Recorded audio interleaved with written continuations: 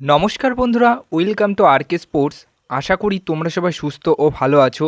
তো আজকের এই ভিডিওতে কিছু গুরুত্বপূর্ণ আপডেটস শেয়ার করার রয়েছে, সেক্ষেত্রে একটু স্কিপ না করে এই ভিডিওটা শেষ অবধি দেখতে থাকো এবং এই চ্যানেলে প্রথমবার এসে থাকলে চ্যানেলটিকে তোমরা সাবস্ক্রাইব অবশ্যই করে রেখো। তো বন্ধুরা, প্রথম যে খবরটা শেয়ার করব পাঞ্জাব এফসি দলকে নিয়ে। পাঞ্জাব এফসি দল একসাথে দুটি বিদেশি প্লেয়ার সই করিয়ে নিয়েছে। হ্যাঁ, একটা স্ট্রাইকার এবং একটা ডিফেন্ডার। তো স্ট্রাইকার 31 বছর বয়সী নরওয়ের স্ট্রাইকার, যার বর্তমান মার্কেট ভ্যালু 2,40,00,000 টাকা, মুসাগা বেকেঙ্গা এই যে ফুটবলারটি 31 বছর বয়স তার, এই ফুটবলারটিকে পাঞ্জাব এফসি দল সই করিয়ে নিয়েছে। তো আগামী মরশুমে এই ফুটবলারটিকে খেলতে দেখা যাবে পাঞ্জাব এফসি দলের জার্সি গায়ে আইএসএলে। এছাড়া পাঞ্জাব এফসি দল আরও একটি বিদেশি সই করিয়েছে। 29 বছর বয়সী ক্রোয়েশিয়ান ডিফেন্ডার, হ্যাঁ সেন্টার ব্যাক পজিশনে খেলে থাকেন, 29 বছর বয়স তার, বয়সটা ভালোই কম, ইভান নোভোসেলস এই ফুটবলারটিকে সই করিয়ে নিয়েছে। উইদাউট ক্লাব, মানে পুরোপুরি ফ্রি প্লেয়ার ছিলেন, তো এই ফুটবলারটিকে সই করিয়ে নিয়েছে। আগামী মরশুমে তিনিও খেলবেন পাঞ্জাব এফসি দলের জার্সি গায়ে। এবার আসি পরের খবরটা বা পরের যে বিষয়টা শেয়ার করব, মোহনবাগান দলের অ্যালবাতো রদ্রিগেজ এবং গ্রেগ স্টুয়ার্ট এবং দিমিত্রি পেট্রারাস এই তিনজন ফুটবলার কবে কলকাতাতে পা রাখছে।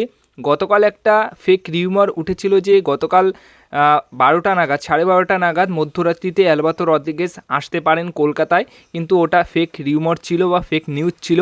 এখনও অবধি অ্যালবাতো রদ্রিগেজ, দিমিত্রি পেট্রারাস এবং গ্রেগ স্টুয়ার্টের ভিসা সেটা এখনও হয়নি। আর দিমিত্রি পেট্রারাস সবার শেষে আসবে, তার আসতে একটু সময় লাগবে, কিন্তু ডার্বি ম্যাচ বা 8 তারিখের ম্যাচের আগেই তিনি কিন্তু পৌঁছে যাবেন কলকাতায়। আর যেটুকু সম্ভাবনা রয়েছে, ভিসা হয়ে গেলেই অ্যালবাতো রদ্রিগেজ এবং গ্রেগ স্টুয়ার্ট কলকাতায় পা রাখবেন।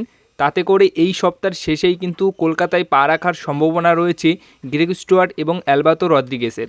তো এখনও অবধি ভিসাটা হয়নি, ভিসা হয়ে গেলেই তোমাদেরকে কিন্তু জানিয়ে দেবো, যে টিকিটও কমপ্লিট হয়েছে, সবটাই জানিয়ে দেবো।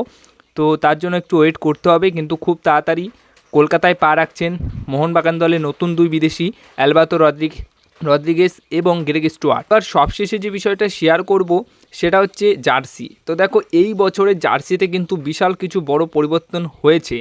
জার্সির ডিজাইন হয়তো খুব বেশি পরিবর্তন হয়নি, কিন্তু গত বছরের জার্সির তুলনায় এই বছরের জার্সির যে ফ্রন্ট সাইড, মানে সামনের সাইডটা, সেখানে তোমরা দেখতেই পারছো যে কিছু পরিবর্তন হয়েছে। আগের তুলনায় একটু হলেও হয়তো চোখে খুব বেশি পড়ছে না, কিন্তু যদি কাছ থেকে দেখো তাহলে কিন্তু আগের তুলনায় এই জার্সির ডিজাইনটা যেটুকু চেঞ্জ হয়েছে, সব মিলিয়ে কিন্তু একটা ভালো চেঞ্জেস হয়েছে। সত্যি এখন কিন্তু আরও একটু ভালো লাগছে, কিন্তু আমার মনে হয় যে এই একই জার্সি পরে আরও একটা সিজন যদি জার্সি এর থেকে পুরোপুরি চেঞ্জ করে দিত, একটু অন্যরকম অন্য ডিজাইনের জার্সি যদি মোহনবাগান দল এই মরশুমেও নিয়ে আসতো, তাহলে কিন্তু সমর্থকরা সত্যি খুব খুশি হতো এবং খুব ভালো হতো। কিন্তু যাই হোক, খুব বেশি পরিবর্তন করেনি ডিজাইনে, কিছু পরিবর্তন করে একই জার্সি রেখে মোহনবাগান দল নতুন মরশুমের জন্য এই জার্সিটাই কিন্তু প্রকাশিত করলো।